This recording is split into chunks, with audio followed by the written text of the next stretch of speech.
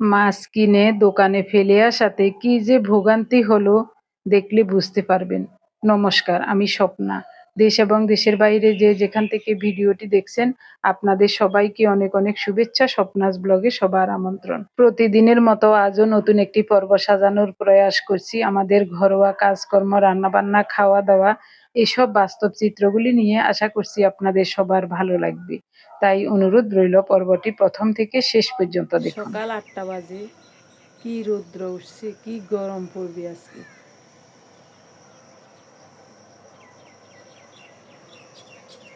ওহ, চারিদিক যেন খা খা করছে রৌদ্রে।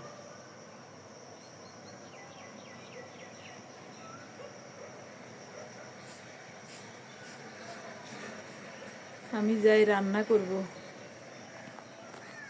পাথর যাওয়ার সময় হয়ে যাচ্ছে।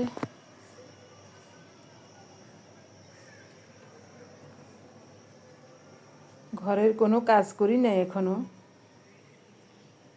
কিছুক্ষণ আগে ঘুম থেকে উঠে বিছানাটা গুছাইলাম, এখন রান্না করে যাচ্ছি।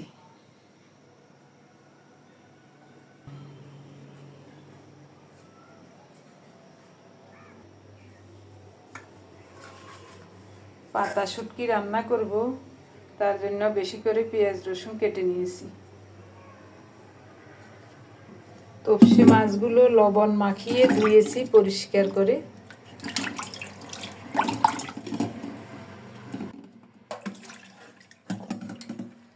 আবারও একটু ধুয়ে নেব।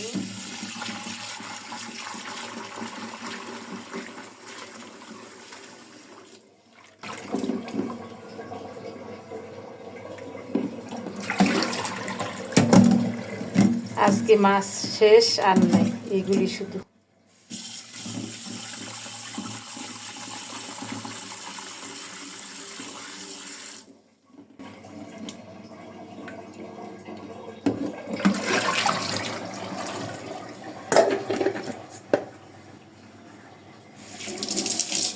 বেশি করে পেঁয়াজ দিয়ে তপসে মাছের ঝাল রান্না করব, তার জন্য মাছগুলো ভাজতে বসিয়ে দিয়েছি।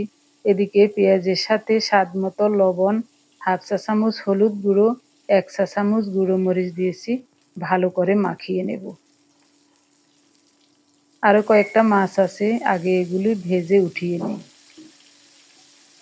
লবণ হলুদের সাথে সামান্য আতপ চালের গুঁড়ো দিয়েছি, যেন মাছগুলো গোটা গোটা থাকে। আপনি যদি এই প্রথম আমাদের ভিডিওটি দেখে থাকেন, সম্পূর্ণ পর্বটি দেখার পর যদি একটুও ভালো লাগে, আমার অনুরোধ রইল চ্যানেলটি সাবস্ক্রাইব করে আপনার মূল্যবান মন্তব্যটি লিখে জানাবেন। ফেসবুক থেকে ভিডিওটি দেখে থাকলে পেজটি ফলো, লাইক, শেয়ার করে আপনার মূল্যবান মন্তব্যটি লিখে জানাবেন। যে কোনো গঠনমূলক মন্তব্য করতে পারেন, কোনো সমস্যা নেই। আমি আপনাদের সকল মন্তব্যের উত্তর দেব।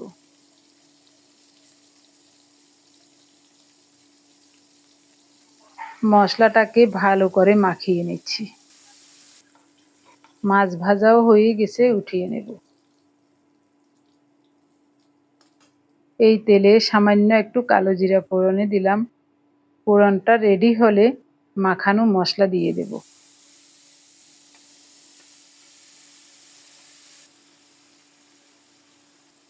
বাটি ধুয়ে সামান্য করে একটু জল দিচ্ছি। ঢেকে ঢেকে নেড়ে ছেড়ে মশলাটাকে খুব সুন্দর মতো কষিয়ে নেব। কষানোতে যেন পেঁয়াজগুলো সিদ্ধ হয়ে গলে যায়। মাঝে ঢাকা উঠিয়ে কয়েকবার নেড়ে ছেড়ে দিয়েছিলাম।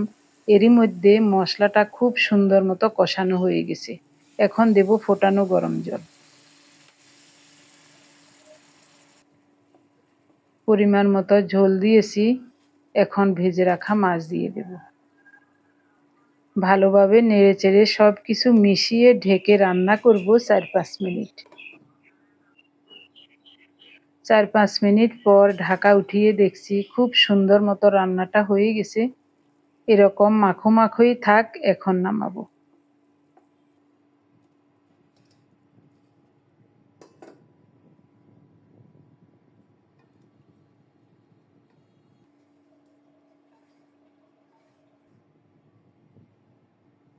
কত শর্টকাট, কত সহজে রান্নাটা হয়ে গেল অল্প সময়ের মধ্যে। শুধু সব কিছু জোগাড় করে নিতে একটু সময় লেগেছে। দেখতে যেমন সুন্দর লাগছে, খেতেও তেমনি চমৎকার লাগবে আশা করি। এবার শুটকি রান্না করব, তার জন্য মশলাটা রেডি করে নিতে হবে। বেশি করে পেঁয়াজ কুচিয়ে নিয়েছি, বড় সাইজের একটা রসুন কুচিয়ে নিয়েছি, স্বাদ মতো লবণ, হাফ চা চামচ হলুদ গুঁড়ো, 2 চা চামচ গুঁড়ো মরিচ দিয়েছি। শুটকি একটু ঝাল ঝাল হলেই ভালো লাগে, তার জন্য একটু বেশি করে মরিচের গুঁড়ো দিয়েছি। তেল গরম হোক, এই সুযোগে আমি মশলাটাকে কষলিয়ে ভালো করে মাখিয়ে নেব। ওদিন এভাবেই পাতা শুটকির ঝাল রান্না করেছিলাম, অনেক চমৎকার হয়েছে। তাই আজ ভাবলাম আজও ঠিক ওভাবেই রান্না করি। তেল গরম হলে মাখানো মশলাটা দিয়ে দিলাম। মশলা মাখানো হাতটা ধুয়ে সামান্য করে একটু জল দিয়েছি। এখন চুলার তাপটা একেবারে কমিয়ে ঢেকে ঢেকে একটু সময় নিয়ে মশলাটাকে ভালো করে কষিয়ে নেব। পাতা শুটকিগুলো কেটে ভিজিয়ে রেখেছিলাম, এখন পরিষ্কার করে ধুয়ে নিয়েছি। উপর দিয়ে এভাবে দিয়ে দিলাম, তারপরে ঢেকে রান্না করব 5-6 মিনিট। চুলার তাপটা একেবারেই কমিয়ে রেখেছি। এই সুযোগে আমি আরেকটা রান্নার আয়োজন করে নেব। নারিকেলের দুধ দিয়ে কাঁকরোলের মালাইকারি করব। গত পরশুদিন 2টা নারিকেল কোল্ড প্রেস কোকোনাট অয়েল তৈরির জন্য প্রসেস করে রেখেছিলাম। গতকাল অয়েলটা উঠিয়ে আলাদা করে রেখেছি, আর দুধটা আলাদা করে রেখেছি। ওটা দিয়েই আজ মালাইকারি করব। পার্থর জন্য 2টা পটল দিচ্ছি, ও কাঁকরোল খাবে না।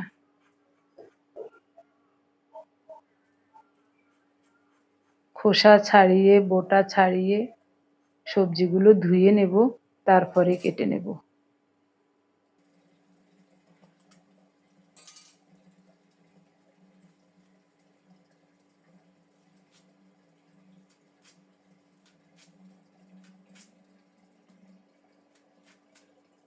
কাটাকুটি হয়ে গেলে জায়গাটা মুছে পরিষ্কার করে রাখবো, কারণ এখানে দাঁড়িয়ে রান্না করতে হবে, পায়ের তলায় ভিজা লাগলে ভালো লাগবে না। এদিকে শুটকিটা দেখুন অল্প তাপে কত সুন্দর মতো ভাজা ভাজা হয়ে গেছে। এখন শুধু নেড়ে চেড়ে ঢেকে ঢেকে শুটকিটাকেও মশলার সাথে ভালো করে কষিয়ে নেব। স্বাদ মতো লবণ, 1 চা চামচ হলুদ দিয়ে কাঁকরোলটাকে মাখিয়ে রাখবো।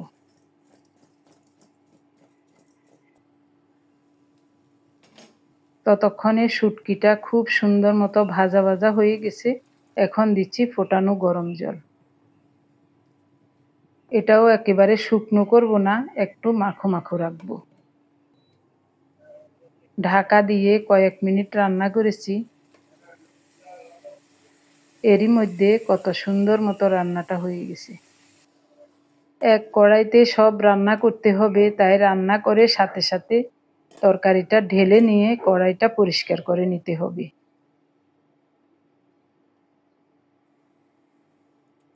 সুপারির খোল দিয়ে এভাবে টেনে নিলে কড়াই থেকে সব চলে আসে, আর কিছুই অবশিষ্ট থাকে না।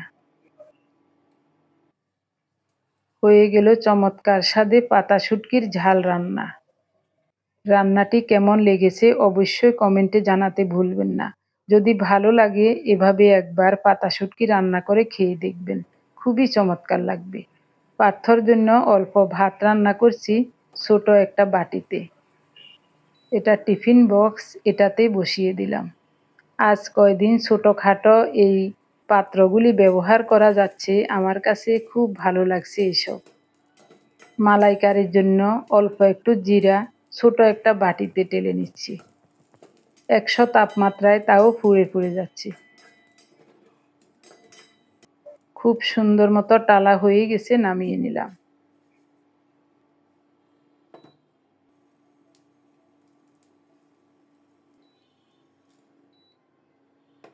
তেল গরম হলে ছড়িয়ে দিয়ে মাখানো কাঁকরোল আর পটল দিয়ে দেব। এগুলি অল্প একটু ভেজে নিয়ে তারপরে নারিকেলের দুধ দেব। এই রান্নাটাও একেবারে সহজ।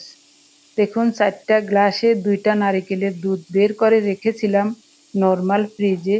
গতকাল উপরের অয়েলটা উঠিয়ে ওটাকেও প্রসেস করে রেখেছি, দেখাবো আপনাদের। এই দুধ দিয়ে এখন মালাইকারি করব।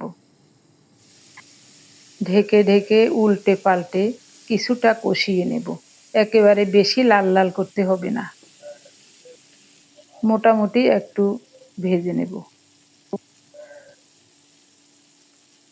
আবারও ঢেকে কিছুক্ষণ কষিয়ে নেব।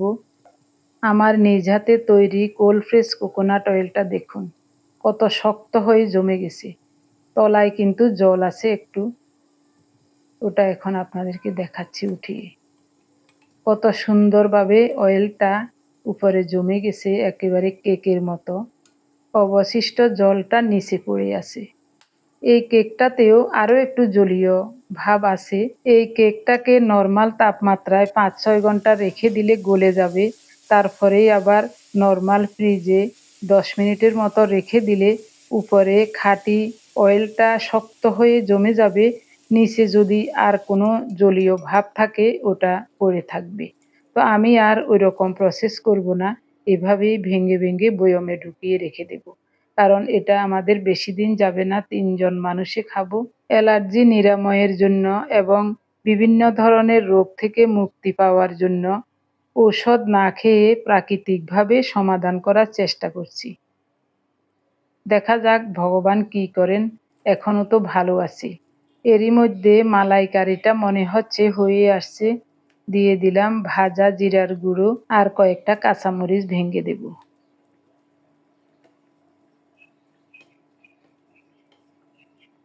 ঝোলটা শুকিয়ে আসছে, আর বেশি শুকাবো না, বেশি শুকাতে গেলে আবার ঝোল একেবারেই থাকবে না।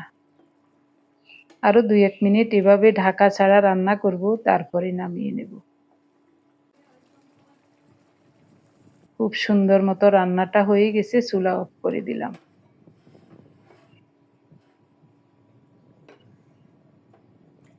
বাটিতে ঢেলে নিয়ে কড়াইটা পরিষ্কার করে ধুয়ে রাখবো। ছোটবেলা থেকে এই চমৎকার রান্নাটি খেয়ে আসছি। আমার মা এই সিজনে প্রায় সময় নারিকেলের দুধ দিয়ে মালাইকারি করতেন, খুব ভালো লাগতো খেতে। আমিও এখন মাঝে মাঝে করি। কোনটা দিতাম?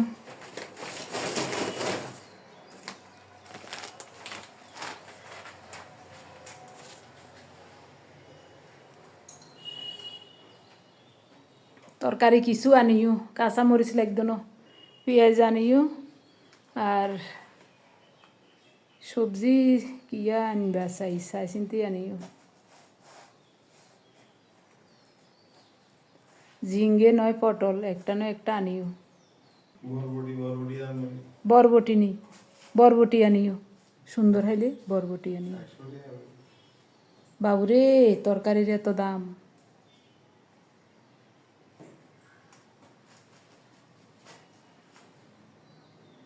তাই নামিও, যা যা কইছি কেন বুঝি বুঝি সব আনিও। ঠাকুর তুমি ভরসা। টাকায় হইলে জুইতে হাইলে নয়, নারিকেল গেল আইও চারা আলা লম্বা সাইজের আনিও।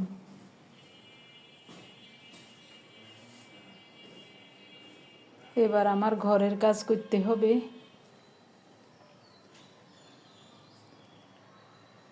আমাদের বিছানা কোনো রকমে গুছাইছি সকালে ঘুম থেকে ওঠার সময়। এদিকে অনেক কাপড় চোপড়, এদিকে হিজি বিজি রয়েছে এখনো।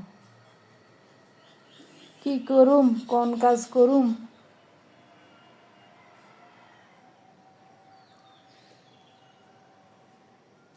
রান্না বান্না শেষ, এখন শুধু ঘর গুছাই, ঘরটা ঝাড়ু দিয়ে মুছে নিব, স্নান করব, পূজা আহ্নিক সেরে নিলে কাজ শেষ।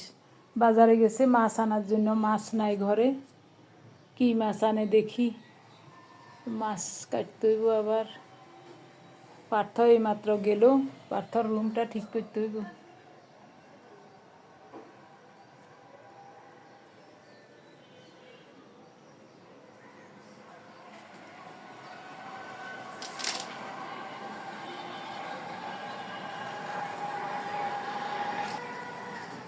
এরা মনে হয় স্থানীয়, টিনের গজে দেখা যায় গোল বাড়ির মতো, চারিদিকে ঘর, মাঝখানে উঠান। এটা দেখি বোঝা যায় এরা স্থানীয়। কি ভাগ্যবান, কি লাখি একটা জায়গায় বাড়ি।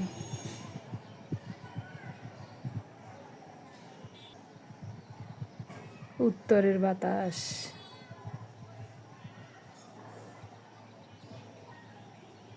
এমন রৌদ্র, এমন গরম, বাপরে বাপ। এই রোদের মধ্যে বাজারে যাওয়ার শুধু চাবি বানানোর জন্য। বাড়িওয়ালারা 2টা চাবি দিছে, 2টা তালা, তো 2টা চাবিতে আর হয় না। বাইরে হলে সবসময় চাবিলেও টানাটানি করো লাগে, রশি ফালো, চাবি টানো। এই কয়দিন ঈদের কারণে দোকানপাট সব বন্ধ ছিল, আজ হয়তোবা খোলা থাকবে। তার জন্যই একটু দেরি করে দুপুরের দিকে বাজারে যাচ্ছেন। ঘরে মাছ তরকারি কিছুই নাই, ওটারও প্রয়োজন, তাই ব্যাগ হাতে করে নিয়ে যাচ্ছেন। সুযোগ পেলে বাজার করেও নিয়ে আসবেন। বারান্দায় আসলে তাকাতেই অনেক দূর পর্যন্ত দেখা যায়, দেখেই চোখ জুড়িয়ে যায়। তাই এদিক সেদিক একটু তাকাই, গায়ে একটু হাওয়া লাগে, অনেক ভালো লাগে। আজ আমার অপরাজিতা গাছে 2টা ফুল ফুটেছে। এই যে একটা,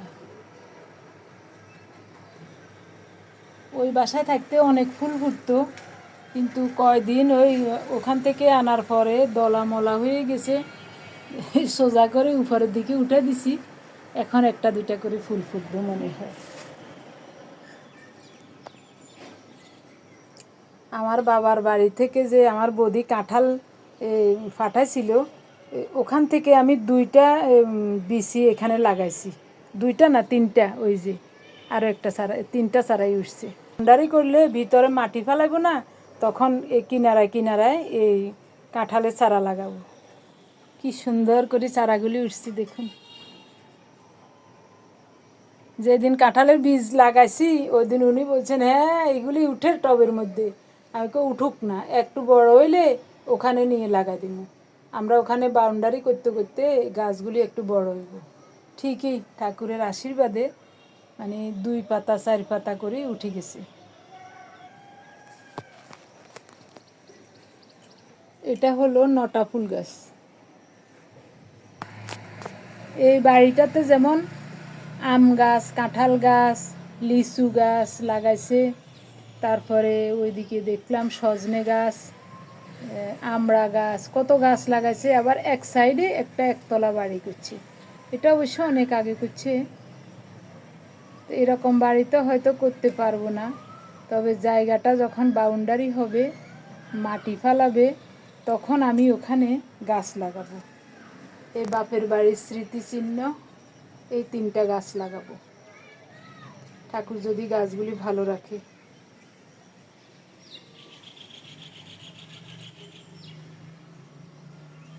ওই রাঙা আলুর শাক, আলুর পাতা, আলুর শাক কত সুন্দর করে উঠছে। এগুলি যদি একটু পরিচর্যা করি, এখানে সুন্দরভাবে লাগাইতে পারি, তাহলে কিন্তু অনেক শাক খেতে পারবো কয়েকদিন পর পর। দেখি লাগাবো। আমাদের জমির ধানের ছড়া আনছিলাম, এবার এই অগ্রহায়ণ মাসে যখন আমার ধানের জন্য বাড়িতে গেছি, জমি থেকে কয়েকটা ছড়া কেটে ঝুলাই রাখছিলাম, পরে ঢাকায় আসার সময় নিয়ে আসছি। এখান থেকে ধান 5টা ধান নিয়ে ঘটের নিচে দেই প্রতি বৃহস্পতিবার। আর ধানের ছড়াগুলি দেখতেও কিন্তু দারুণ লাগছে। ভুসি নাই তেমন, 2-1টা ভুসি হয়তো বা আছে, তবে ধানের ছড়াগুলি ভালোই লাগছে দেখতে।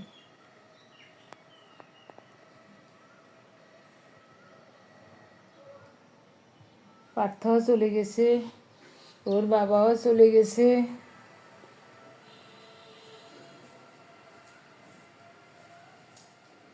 রান্না করা তরকারিগুলো এখানে আনি রাখলাম, এটা ঠান্ডা হয়ে গেছে, এখন ঢেকে রাখবো।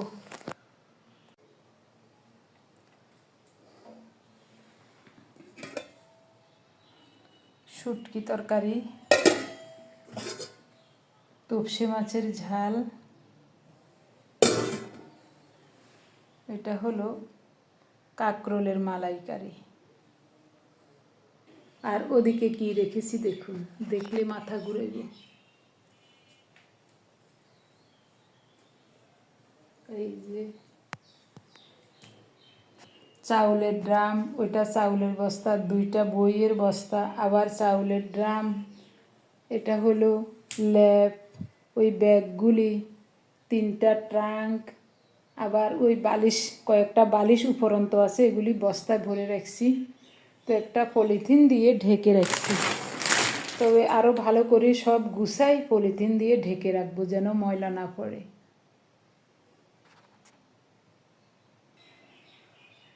প্রচণ্ড রোদ এবং গরম, তবে বাসায় গরম কম, মানুষজনও কম, তো গরমও কম।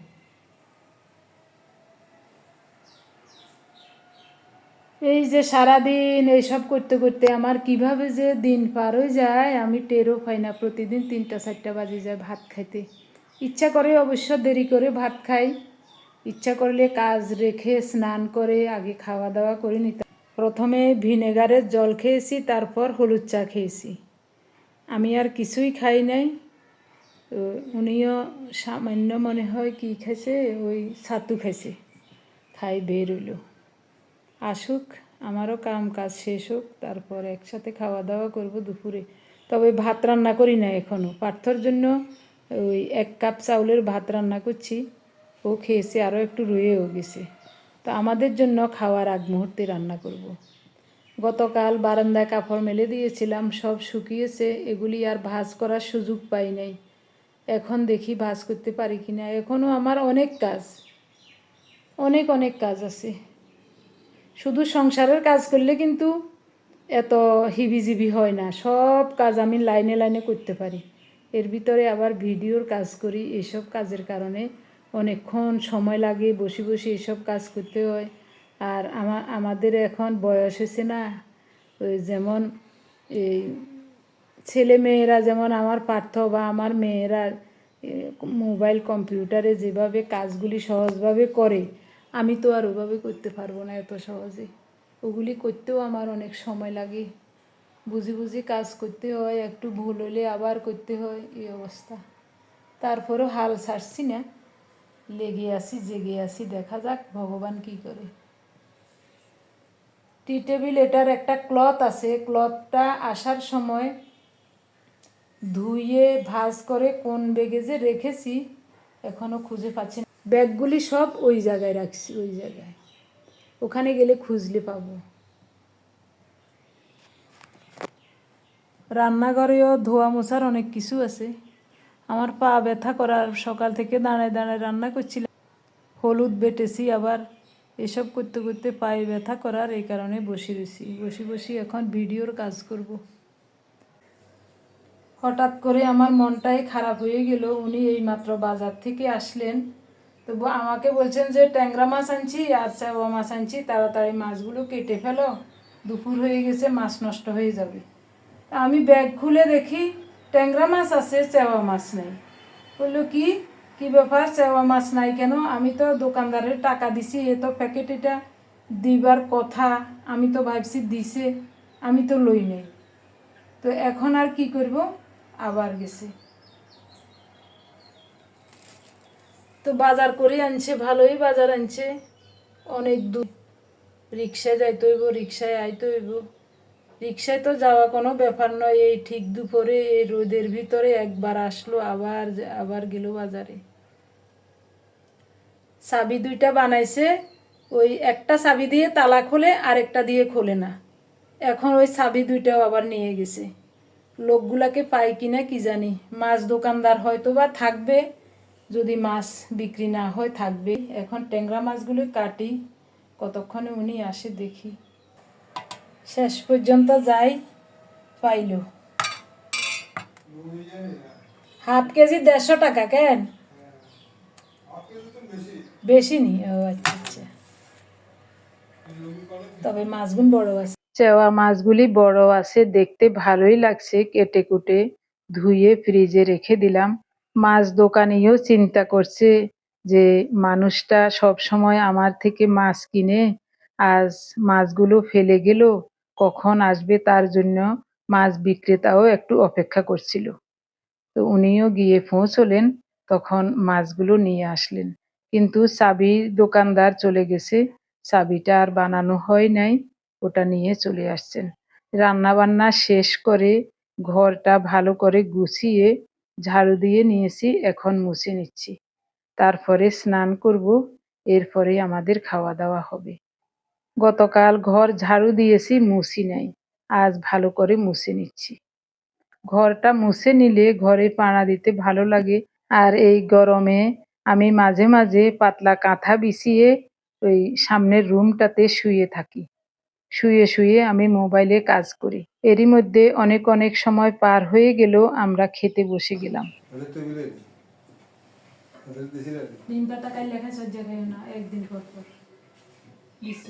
উনি বলছেন নিম পাতার কৌটোটা কই?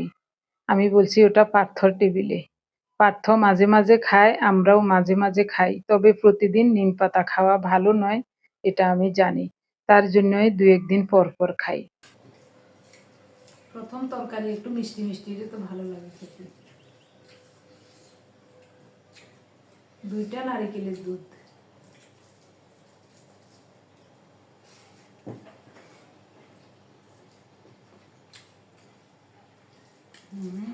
কি চমৎকার!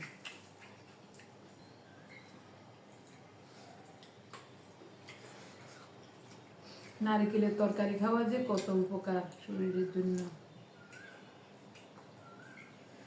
আমরাও আগে খাইছি।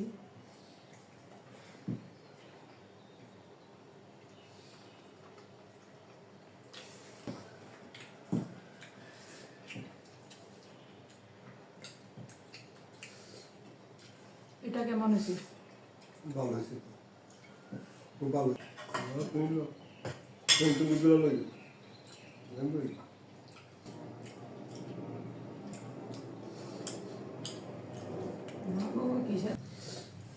লবণ ঝালে খুব টনটনি হয়েছে, খাইতে ভালো লাগে।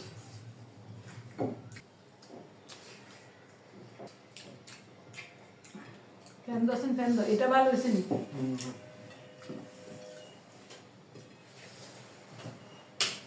গরম লাগে, ভীষণ গরম। আমার প্রিয় ভাই বোন বন্ধু স্বজন, আপনারা যারা প্রতিনিয়ত ভালোবেসে আমাদের ভিডিওগুলি দেখে যাচ্ছেন এবং ভিডিও দেখে সুন্দর ও গঠনমূলক কমেন্টস করে আমাকে কাজ করার শক্তি এবং সাহস জুগিয়ে যাচ্ছেন, আমি আপনাদের সবাইকে জানাই অজস্র অজস্র ধন্যবাদ, অভিনন্দন এবং কৃতজ্ঞতা। সেই সাথে আজকের পর্বটিও কেমন লাগছে অবশ্যই কমেন্টে জানাতে ভুলবেন না। তবে রান্নাগুলি খুবই চমৎকার হয়েছে। যেমন হয়েছে কাঁকরোলের মালাইকারি, তেমনি শুটকি, তেমনি মাছের ঝালটা খুব ভালো লাগছে খেতে। সবাইকে অজস্র অজস্র ধন্যবাদ জানিয়ে ভিডিওটি এখানেই শেষ করব। সবাই ভালো থাকুন, সুস্থ থাকুন, দেখা হবে আগামী পর্বে।